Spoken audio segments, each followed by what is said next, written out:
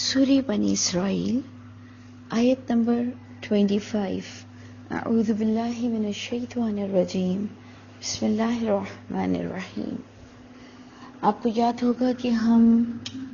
والدین کے حقوق یا والدین کے لیے جو ہم سب پر ایک فرائض، جو ہم سب پر ایک ذمہ داری عائد ہوئی، وہ ہم نے پچھلی آیتوں میں پڑھا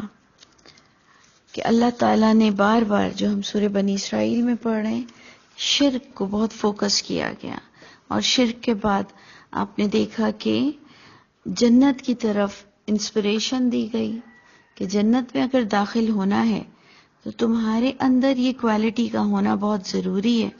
کہ اپنے والدین کے ساتھ بہت اچھا برتاؤ تمہارا ہو، یہاں تک کہ تم نے ان کے لیے اپنے کندھے جھکانے ہیں اور ان کے لیے دعا تک بھی کرنی ہے، اور باقاعدہ اپنے بچپن کو ہمیشہ مد نظر رکھنا ہے۔ جب انہی ماں باپ کی بات پر ہم نے آیت نمبر 24 میں اینڈ کیا، تو اب جو بنی اسرائیل کی بہت ہی مشہور آیتیں ہیں کہ باقاعدہ ایک آپ کو پوری لسٹ بتائی جائے گی، اور جس میں جو توحید اور شرک کو فوکس کرتے ہوئے، والدین کے حقوق کو بتاتے ہوئے، اور والدین ہی کے حقوق کے ساتھ جو ہم نے لاسٹ آیت کو اسکپ رکھا تھا، تو وہ تھی آیت نمبر 25 کہ اللہ تعالیٰ ماں باپ کے متعلق بتاتے ہوئے فرماتے ہیں کہ ربکم اعلم، تمہارا رب خوب جانتا ہے، بما فی نفوسکم، جو تمہاری نفسوں میں موجود ہے، ان تکونوا صالحین، اگر تم واقعی نیک ہو، اگر تم ہو نیک، اگر تمہارے یہ ماں باپ کے ساتھ رویہ یہ اگر کسی لالچ کی وجہ سے نہیں ہے یا کوئی فساد کھڑا کرنے کے لیے نہیں ہے، اگر واقعی تم صالحین ہو، اور اگر ماں باپ بھی تمہاری قدر نہیں کرتے ہیں، میں تو یوں بھی اگر اس اینگل کو لے لوں کہ ماں باپ کی جو خدمت کے بارے میں، جو کندھے جھکانے کے بارے میں، جو نرمی والی بات ان سے کرنے میں، اور ان کو لان تان نہیں کرنا، یہ تمام باتیں اور احسان جو کہ ہم سوچ بھی نہیں سکتے کہ ہم ماں باپ پر کیسے احسان کریں گے، تو جب وہ ساری باتیں ہو رہی تھی تو اس پر، اس کانٹیکس میں جب یہ بات بنتی ہے کہ اگر ہو تم صالحین تو بے شک وہ ہے للاوابین غفورا، وہ بھی اللہ کی طرف رجوع کرنے والوں کو بڑا بخشنے والا ہے۔ یعنی اگر تمہیں کچھ ریٹرن یا ریوارڈز ماں باپ سے بھی نہیں ملتے، یا کسی بھی نیکی پر بھی تمہیں کوئی ریوارڈز نہیں مل رہے ہیں دنیا والوں کی طرف سے، تب بھی وہ توبہ کرنے والے اور متوجہ رہنے والے لوگوں کے لیے اللہ تعالیٰ بخشش فرما دیں گے۔ آپ چاہیں تو اس کو والدین کے کانٹیکٹ سے جوڑ دیں، آپ چاہیں تو اس آیت کو نمبر 3 کا درجہ دے دیں، کیونکہ نمبر 1 توحید پر بات ہوئی تھی، نمبر 2 والدین پر بات ہوئی، اور اگر آپ چاہیں تو اس کو بالکل والدین سے ہٹ کر ایک تھرڈ پوائنٹ دے سکتے ہیں کہ اللہ تمہارے دلوں تک سے واقف ہے، اگر تم نیک ہو اور اگر تمہیں کوئی اور نیک نہیں سمجھتا تو وہ متوجہ رہنے والوں کو بخشنے والا ہے، اس لیے تم اپنی بخشش کی فکر رکھا کرو، اور لوگوں سے ریوارڈ کی بہت زیادہ ایکسپیکٹیشنز مت رکھا کرو۔ اور پھر آپ دیکھیں گے کہ اگلا پوائنٹ ہمیں ملتا ہے وَآتِ ذَا الْقُرْبَى، تو اس لیے مجھے لگتا ہے کہ یہ والدین کے بعد قرابت دار کی بات آ گئی کہ 2 قرابت داروں کو بھی اس کا حق، یعنی آپ دیکھیں کہ قرابت دار میں سب سے پہلے ہم سب والدین کو دیکھتے ہوئے، پھر بھائی بہن ہیں، پھر بچے ہیں، اور پھر آپ دیکھیں کہ کس کس طرح سے ہمارے قرابت داروں کا ایک جو میلان، ایک دل کا لگاؤ، ایک حق رکھنا، یہ ساری چیزیں ایک اچھے انسان کے اندر ہونی چاہیے۔ اور یہ سورہ بنی اسرائیل کی خاص آیتیں ہیں جس میں آپ کو ایتھکس، آپ کو فرائض، ہر چیز سے آگاہ کیا جا رہا ہے کہ ایک پراپر مسلم وہ ہے جو والدین کے ساتھ اپنے قرابت دار کا حق ادا کرتا ہے جیسا کہ حق ان کا ادا کرنا آپ سمجھتے ہوں. دیکھیں یہ اللہ نے آپ کو وہ سینس دیا ہوا ہے کہ کس کو کیا ضرورت ہے، کس کو کتنا دینا چاہیے اور کون کتنا زیادہ پریشان ہے. یہ ساری چیزیں آپ کے سامنے سے گزرتی ہیں. اور اس کے ساتھ پھر جب قرابت دار کا نام آیا تو مساکین کا نام آ گیا کہ جیسے قرابت داروں کا حق ہے ایسے مسکینوں کا بھی حق ہے کہ آتی ذی القربى حقہ والمسکین وابن السبیل، اور مسافروں کا بھی حق ہے. اب آج آپ دیکھیں کہ اگر ہمیں کوئی بھی بات کی کہتا ہے کہ جی میں مسافر ہوں، میرا پرس چوری ہو گیا، آپ میرے ساتھ یہ مدد کر دیں، تو جھوٹ اور سچ اتنا مل گیا ہے کہ ہم کئی جگہ ہم سمجھتے ہیں کہ ہم نے حقداروں کا بھی حق مارا ہوگا، کہ اس نے ہم سے مدد مانگی ہوگی اور ہم نے اسے فراڈ سمجھا ہوگا. تو اس لیے اگر تھوڑی بہت جانچ پڑتال ہم کر لیں، اتنا وقت نکال لیں، اگر ہمارا دل کہہ رہا ہے، ہمیں لگ رہا ہے، کیونکہ ہمیں کبھی کبھار کچھ ایسا محسوس بھی ہوتا ہے اور آپ کو لگتا ہے کہ نہیں یہ اکثر مجھے سڑکوں پر مل جاتا ہے یہ انسان، اور اس کی جیب میں اتنا پیسہ ہوتے ہوئے بھی یہ اب بھی مانگ رہا ہے.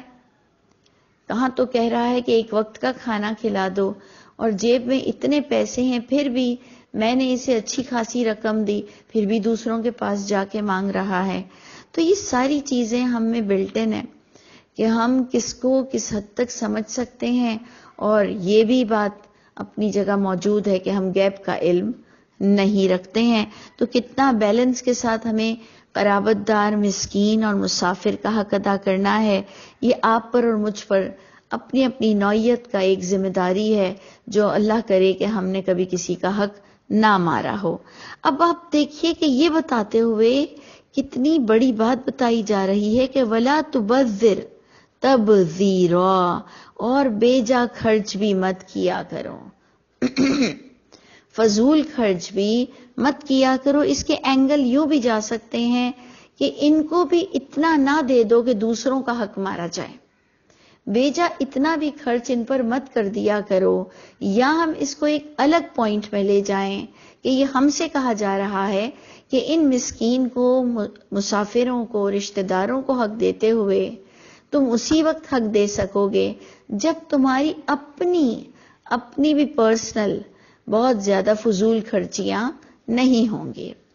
کیونکہ ہماری اتنی فضول خرچیاں ہیں، اور ہمیں جب یہ بتا دیا گیا ہے کہ بچے گا تو دینا پڑ جائے گا، جبکہ مجھے قرآن سے ملتا ہے کہ آپ کو جو فرسٹ ڈے ملتا ہے اسی میں سے ہی آپ کو دینا پڑے گا. اگر کچھ لوگوں نے یہ سمجھا ہے کہ بچ جانے پر دینا پڑے گا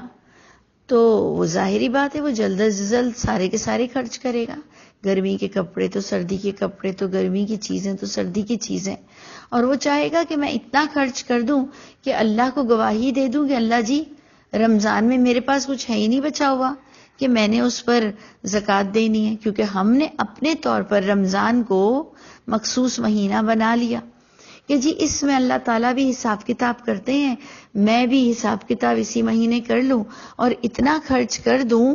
کہ اللہ کے آگے میری حجت پوری ہو جائے کہ اللہ جی میرے پاس بچا ہی نہیں ہے کہ میں اپنے مسافروں کو دوں، اپنے رشتہ داروں کو دوں، مسکینوں کو دوں. تو اس لیے اس کو بھی اگر آپ دو اینگل سے لے لیں کہ ان پر بھی بے جا خرچ نہیں کرنا، اور اگر آپ اس کو الگ لے لیں کہ تم اگر بے جا خرچ نہیں کرو گے تو ان کے لیے بچے گا نا. تو آپ یاد رکھیے کہ پہلے دن ہی جو آپ کو پیسے ملتے ہیں، میرے نزدیک تو قرآن سے میں نے یہ سمجھا ہے کہ آپ کو انہی میں سے حق نکالنا ہے. پھر آپ جائیے اپنا بیجا خرچ کیجئے، ان کا حق ادا کر دیں. لیکن اگر آپ یہ سمجھتے ہیں کہ آپ کو رمضان میں حساب دینا ہے پیسوں کا تو لازماً آپ کے اندر ایک بیجا خرچ کرنا، اسراف کرنے کی عادت آ جائے گی. کیونکہ میں کیوں دوں کسی کو مال، میں جمع ہی کیوں کروں، کیونکہ مجھے دینا پڑ جائے گا. تو اس لیے یہ بہت گہرا پوائنٹ ہے. اور آپ دیکھیں کہ جہاں ایمان کی بات ہوتی ہے وہاں ایمان اس وقت تک مکمل نہیں ہوتا، جنت کا داخلہ اس وقت تک نظر نہیں آتا. مجھے جنت کا داخلہ نظر ہی نہیں آتا ایک اس انسان پر جو زکوٰۃ نہیں دیتا، جو حق مارتا ہے غریبوں کا، جو اپنی زکوٰۃ پوری نہیں دیتا، جو زکوٰۃ کو بچاتا ہے کسی نہ کسی فتوے اور اینگل کے ساتھ کہ بچوں کے نام پہ کرتا ہے صرف اس نیت کے ساتھ کہ مجھے زکوٰۃ نہیں دینی پڑے. اور اگر وہ اس لیے ہیرا خریدتا ہے، ڈائمنڈز، کہ اسے زکوٰۃ نہ دینی پڑے، اگر وہ اپنے دل میں کہہ دیتا ہے کہ یہ مال تجارت نہیں ہے، یہ میرے اپنے پرسنل بچوں کے لیے، اس لیے میں نے زکوٰۃ نہیں دینی، یہ ساری نیتیں اللہ آپ کی جانتے ہیں، میری جانتے ہیں. تو اس لیے ہم نے جو آج کی آیت شروع کی کہ ربکم عالم، تمہارا رب تمہیں خوب جانتا ہے جو تمہاری نفس میں خیانت اور اچھائی موجود ہے. ان تکونوا صالحین، تو اے لوگوں سن لو، اگر تم نیکی کی فطرت رکھتے ہو کہ تم نے اپنے بچوں کے نام پہ کرنا ہو، تم نے کچھ بھی کرنا ہو، تم نے پہلے دن نکال لینا ہے زکوٰۃ، تو پھر کیا ہوگا کہ آپ کی نیت اللہ کو پہنچے گی کہ یہ بعد میں سوچے گا کہ یہ کس کے نام پہ کروں اور یہ کس کو دینا ہے اور یہ مال تجارت ہے بھی کہ نہیں. وہ اس نے تو پہلے ہی دن اللہ کی راہ میں دے دیا، اس نے اس پر ذمہ داری سمجھی کہ اللہ مجھے جو کچھ دیتا ہے 5واں حصہ اللہ کا ہے،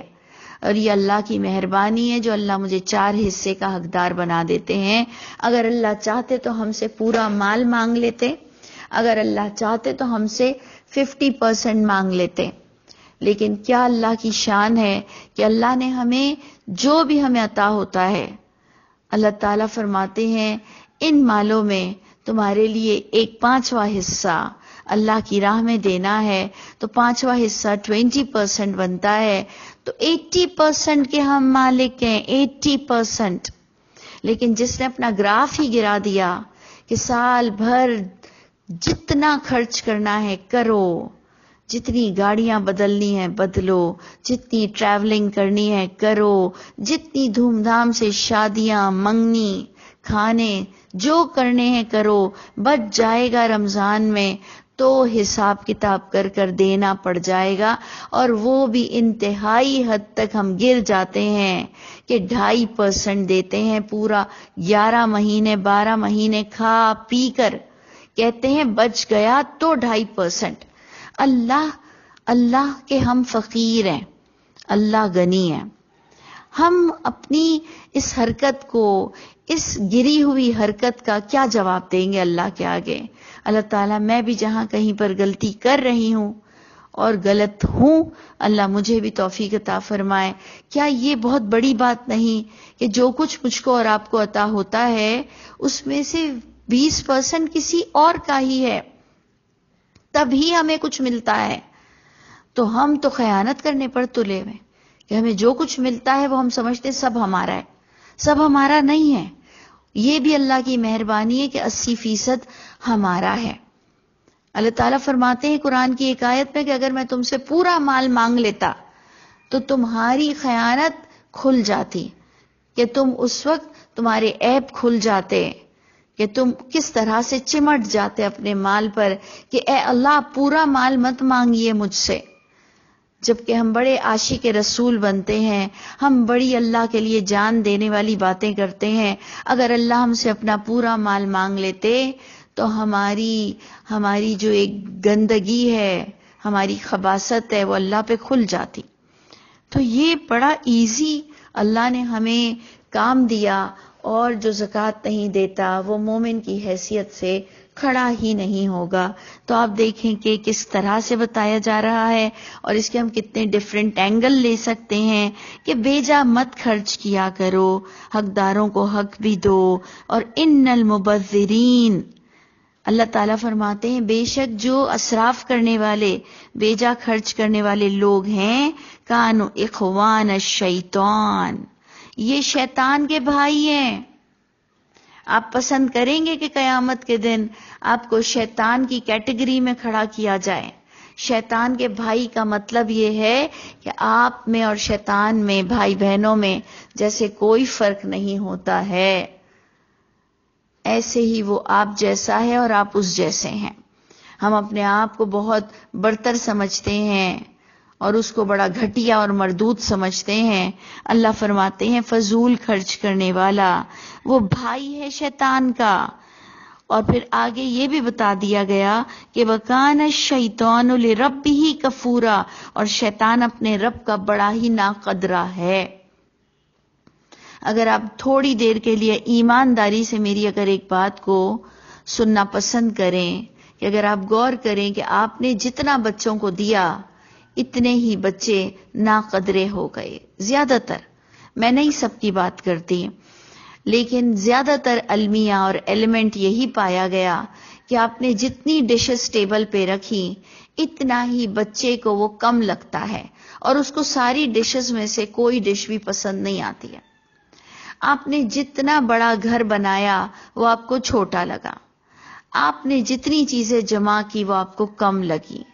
آپ نے جتنے کپڑے بنائے، آپ کبٹ کھول کر کھڑے ہو جاتے ہیں کہ کیا پہنوں. آپ کو اتنے کپڑوں میں کوئی کپڑا بھی آپ کے لائق نظر نہیں آتا. یعنی یہ ہمارا حال ہو چکا ہے کہ بے جا خرچ کرنے والوں نے ہر ایک کو ناقدرہ بنا دیا. یعنی یہ باقاعدہ اللہ کی کتاب بتا رہی ہے کہ بے جا خرچ کرنے والے شیطان کے بھائی ہیں، اور شیطان کا بھائی بننے کا مقصد یہ ہے کہ شیطان اپنے رب کا ناقدرہ تھا. اس نے اللہ کی قدر جانتے ہوئے اللہ کی بات نہیں مانی. اسی طرح ہم پیسوں کی ویلیو جانتے ہوئے بھی پیسوں کی ویلیو نہیں رکھیں گے، کیونکہ ہماری عادتیں بگڑ چکی ہیں کہ ہمیں بے انتہا مل گیا. چاہے چھوٹے درجے کو لے لو، آج تو چھوٹے غریب لوگ بھی اپنے بچوں کو 10 بالز دلاتے ہیں. آج تو غریب لوگ بھی خوب بلک میں پینسلز لے آتے ہیں، اریسر لے آتے ہیں. بچے وہاں بھی ناقدرے ہیں، تھوڑا سا ربر کو مٹایا اور گما دیا، کیونکہ اسے پتا ہے کہ امی کے پاس بہت سارے پڑے ہوئے ہیں. ایک پینسل کو شارپ کیا، دوسری پینسل کو بھی شارپ کیا. ایک پاکولا کھولا تو دوسری پیپسی بھی کھول دی، تو تیسری 7 اپ بھی کھول دی، اور کہا یہ اس میں مزہ نہیں آ رہا، اس میں یوں نہیں ہو رہا. یعنی آپ دیکھ لیں کئی انداز سے ہمارے گرمی کے کپڑے، سردی کے کپڑے، کھانا پینا، کیا کچھ ہم نے شیطان کے بھائی بننے میں کمی نہیں چھوڑی ہے. تو اللہ فرماتے ہیں کہ اب جو ایک بڑا خوبصورت انداز ہے اللہ کا سمجھانے کا، جو میں نے سمجھا ہے کہ آیت نمبر 28 میں جب اس طرح کی بات ہوتی ہے کہ وَإِمَّا تُعْرِضَنَّ عَنْهُمْ، اور اگر تم اعراض کرو ان سے، تو یہ کانٹیکس میں جا رہا ہے کہ وَآتِ ذَا الْقُرْبَ حَقَّهُ وَالْمِسْكِينَ وَابْنَ السَّبِيلِ. میں سمجھتی ہوں یہ اس کانٹیکس پر بات جا رہی ہے کہ وَإِمَّا تُعْرِضَنَّ عَنْهُمْ، کہ اگر تم منہ پھیرو، اعراض کرو ان قرابت داروں سے، ان مسکین سے، ان مسافروں سے، یعنی تمہیں ان کو نہیں دینا. اگر ایسا وقت ہے تم سمجھ رہے ہو کہ تمہیں نہیں دینا ہے ان کو،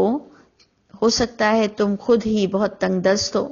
ہو سکتا ہے کہ ابھی تم نے کافی دے چکے ہو، تم ان کی عادتیں خراب کرنا نہیں چاہ رہے ہو، یعنی واٹ ایور، آپ نے اگر ان کو سے اعراض کرنا ہے، ابھی انہیں نہیں دینا ہے. ابتغاء رحمت من ربک، اور تم چاہ رہے ہو کہ تمہارے رب کی رحمت کے تم منتظر ہو، تم تلاش کر رہے ہو تمہارے رب کی رحمت کو، تو یعنی زیادہ تاثر اس بات کا یہ بنتا ہے کہ ابھی تمہارے پاس وہ کھلا ہاتھ نہیں ہے، تمہیں بھی کچھ روک کے رکھنا ہے پیسے، اور تم چاہ رہے ہو کہ اللہ کی رحمت سے کچھ اور ہاتھ کھل جائے تو پھر میں انہیں بھی دے دوں. ترجوہا، اور تم اس کی امید بھی رکھتے ہو کہ مجھے ملیں گے، اور ابھی تم نے ان کو نہیں دینا ہے، تو فَقُلْ لَهُمْ قَوْلًا مَيْسُورًا، تب بھی تم انہیں جھڑک کر باہر نہ نکال دو، یا ان سے جھڑک کر بات مت کرو، بس کہو ان کے لیے بات نرمی والی. یعنی آپ نے دیکھا کہ ہم جب کبھی رشتہ داروں کو، مسکین کو اور مسافر کو جھڑک دیتے ہیں، تو ہم سب کو ایک دوسرے سے یہ ریکویسٹ کرنی چاہیے کہ اچھا چلو اگر تم نہیں دے رہے ہو نا کچھ تو جھڑکو مت، جواب مت دو، سلام کر دو، ہاتھ اٹھا کر ان کو سلام کر دو، لیکن جھڑکو مت۔ ہاں کچھ تلقین کر سکتے ہو، اچھی باتیں بتا سکتے ہو جو ان کے کیریکٹر بلڈنگ پر اثر انداز ہوں کہ بھائی ہم بھی اتنے میں ہی چلا رہے ہیں، آپ کو ہم سے زیادہ چاہیے جبکہ آپ کا خرچہ ہم سے کم ہے۔ آپ نے کوئی سڑک کے بچوں کو کوئی بتانا ہے بات کہ بیٹا ایسے مانگتے نہیں ہیں، بیٹا اس طرح زبردستی گاڑیوں کے شیشے کیوں صاف کر رہے ہو، میں نے آپ کو کہا ہے صاف کرنے کا، زبردستی آپ مجھ سے کیوں مانگ رہے ہو پیسہ، یہ طریقہ تو نہیں ہے کمانے کا۔ تو جھڑکنا نہیں ہے، جھڑکنا نہیں ہے، یہ ہم نے پلے باندھ لینی ہے بات کہ جھڑکو مت، نہیں تو اللہ کی آیتوں کو ہم بریک کر جائیں گے۔ تو اس لیے اس بات کو بہت اچھی طرح سمجھنا ہے، اور آپ دیکھیں گے کہ آگے بھی پوری ایک لسٹ ہے ایتھکس کی، مینرز کی، ایک مسلمان کے اندر کیا کوالٹی ہونی چاہیے، آگے پوری ایک لسٹ ہے،